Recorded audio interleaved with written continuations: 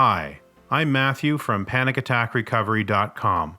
We're a collaboration of former sufferers who are helping those currently struggling with anxiety, panic attacks, and agoraphobia. We want to share what we know works. While our information is designed for those suffering from anxiety, panic attacks, and agoraphobia, anyone can benefit from it. I want to first explain how you can make sure that you are not missing out on any of our content. To get instant access to the 5 steps to recovery from anxiety, panic attacks, and agoraphobia, please visit our website and simply provide your email address. All of our information is absolutely free. Please visit our website at PanicAttackRecovery.com. I want you to try either imagining or recalling a situation when you were on a roll, so to speak. In other words, when things are flowing or going well in your life. You are setting goals and achieving them. You are motivated. You are staying focused. You are not anxious. All of this can be possible. There are many ways that we can facilitate such a process. One very effective way is to remove the barriers that are holding you back in life. I want to talk about some practical ways for doing so that involve your environment. In this episode, I would like to discuss why you should consider simplifying and organizing your surroundings in life. Then I will provide suggestions on how you can become relaxed and in the process achieve your goals and become focused in life on what really matters. To evolve this discussion further, I want to talk about clutter. Yes, I am talking about clutter. Perhaps you have a number of things stacked up in your home or workspace, and you have been meaning to do something about all of these things for some time. This is a problem that many people suffer, but for anxious folks and others, this can really affect the quality of life. It can be very serious. That's why it probably doesn't come as a surprise to anyone in an era of reality television that there are television series on hoarding. According to the Anxiety and Depression Association of America, hoarding is the persistent difficulty of discarding or parting with possessions, regardless of their actual value. The behavior usually has deleterious effects, emotional, physical, social, financial, and even legal, for a hoarder and for family members. For those who hoard, the quantity of their collected items sets them apart from other people. Commonly hoarded items may be newspapers, magazines, paper and plastic bags, cardboard boxes, photographs, household supplies, food, and clothing.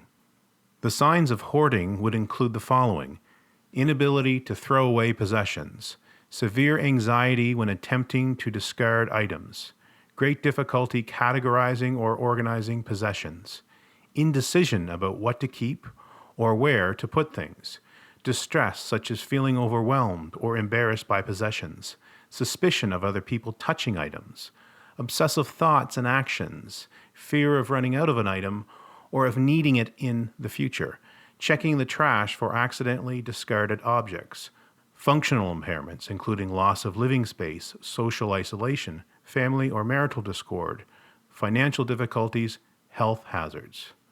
Why do people hoard, you may ask? People do so because they believe that an item will be useful or valuable in the future, or they feel it has sentimental value.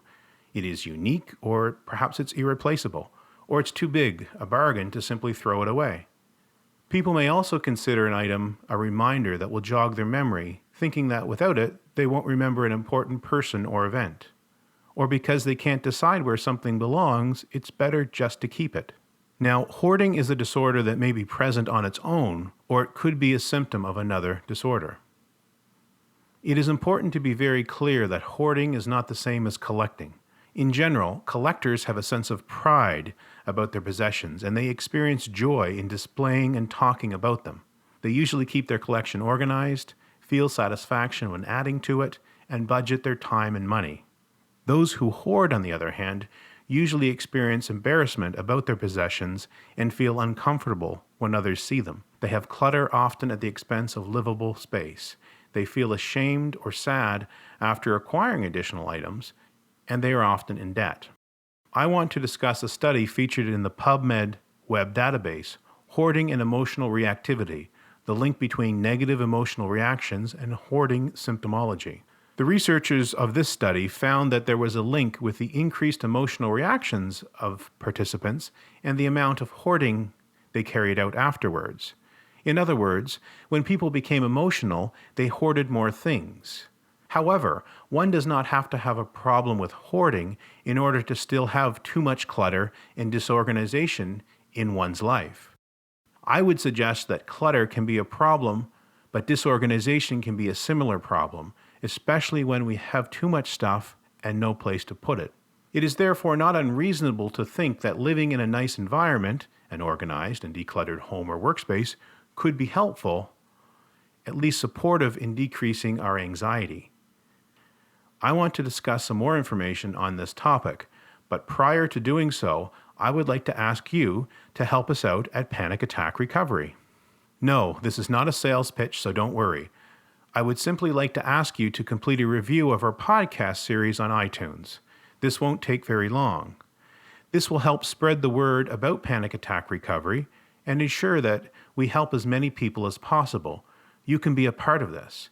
Each and every one of us can all be a part of a collective effort to help others. Research has shown that volunteerism can be good for mental health and provides benefits to health in general. As mentioned, it won't take too long. If you are on a computer, a Macintosh or PC, and you have iTunes installed, what you would do is open up iTunes to make a review. You would do a search in the store for Panic Attack Recovery, but you could simply enter the keyword panic into the search box. So if you don't have iTunes open, you can quickly open iTunes on your computer, and from there you can do a search for podcasts in the store and search the word panic or Panic Attack Recovery or similar terms, and you will see eventually the Panic Attack Recovery icon.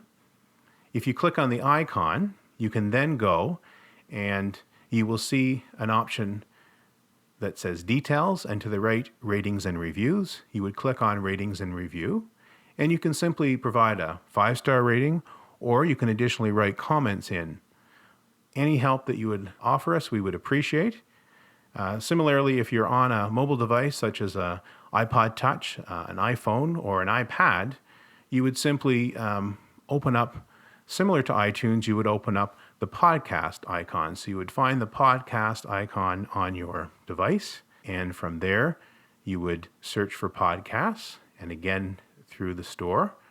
And what you would do is use a keyword like panic or Panic Attack Recovery.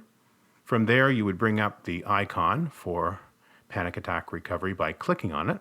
And once you click on the icon, slightly below it, you'll see some details about our podcast itself.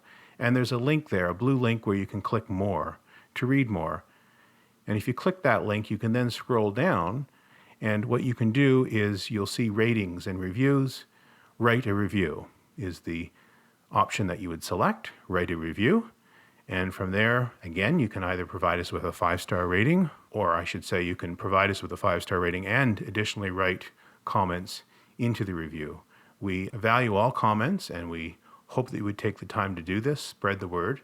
And our information is absolutely free, so you are helping others obtain free information about panic attacks, anxiety, agoraphobia, panic disorder. Thank you for considering this option. We at Panic Attack Recovery sincerely appreciate your efforts and support. Now, back to our discussion. For someone suffering from anxiety, an environment that is stress-free and integrates suggestions that I've mentioned might be helpful for recovery. But I want to provide some more information, more granular information that can help you take control of your environment, both in your home, but also your workspace. But for this example, let's talk about how you can make improvements to your home. It doesn't matter whether your home is modest or large, whether you own your own home, rent an apartment, whatever. You can make it more comfortable. One suggestion is to take some time to clean up clutter. Throw out or donate old things when they are replaced with something new. Periodically visit your home and decide what things you really value. If you don't value them, consider throwing these items out or donating them.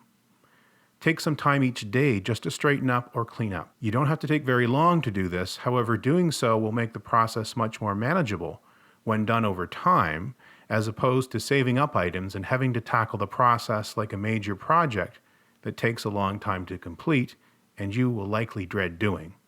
If you want more tips, you can also do an internet search on decluttering and organizing. There are also various TED Talks on minimalism that you might find helpful and interesting, and find more information. Now, there is some additional credible information that I want to discuss that further supports the common sense notion that living in a nice environment could be helpful, at least supportive, in decreasing our anxiety. In this regard, I found a very helpful thesis, Understanding Healing Environments, Effects of Physical Environmental Stimuli on Patients' Health and Well-Being, by Karen Dijkstra through the University of Twente, UT Publications in the Netherlands. While Karen looked at the issues in the context of institutional healthcare environments, it was noteworthy that stress-reducing effects were found when indoor plants, classical music, and wall colors were integrated into the environment. The author suggested that these findings add to the body of evidence that the physical healthcare environment can make a difference in how quickly patients recover or adapt to specific acute and chronic conditions. I don't think that this idea only extends to healthcare environments, however, especially when we consider the information that I presented earlier about hoarding and also about decluttering and organizing your home. In addition to decluttering and organizing your home better, Dr. Weil, MD, provides some suggestions on his website that I found particularly useful. For instance, bring things from the outside into your home, like green plants, cut flowers, and blooming bulbs, or pieces of wood and rock. The idea being that they can create a feeling of nature indoors, and this would be very similar to the study that I just discussed. Choose paint colors for your walls that make you feel relaxed. It has been suggested that blue and green promote a relaxed feeling and may be good choices for the bedroom, while warm colors, maroon, coral, burgundy, suggest a cozy environment and may be inviting in a family room. I think it is critical that you choose what colors are relaxing for you in the various settings of your home, just like all of these suggestions. Some additional suggestions include taking beautiful things into your home, such as artwork, fragrance, smooth textures, and calming sounds. They all provide a pleasant environment in which to relax. Have a room in your home that can be a dedicated place of calm and relaxation. A place for reflection and meditation can provide shelter from noise and distraction. As previously mentioned, keep things neat and tidy and organized. A low-maintenance home is refreshing after a day of hectic meetings, errands, and chores. Fewer items can mean less frustration. You could also display handmade or meaningful gifts from loved ones and photos of family and friends throughout your home. In closing, these recommendations can provide an environment which facilitates relaxation, where you can better achieve your goals by being able to focus on what really matters in your life. To get instant access to the 5 steps to recovery from anxiety, panic attacks, and agoraphobia, please visit our website and simply provide your email address. All of our information is absolutely free. Please visit our website at panicattackrecovery.com.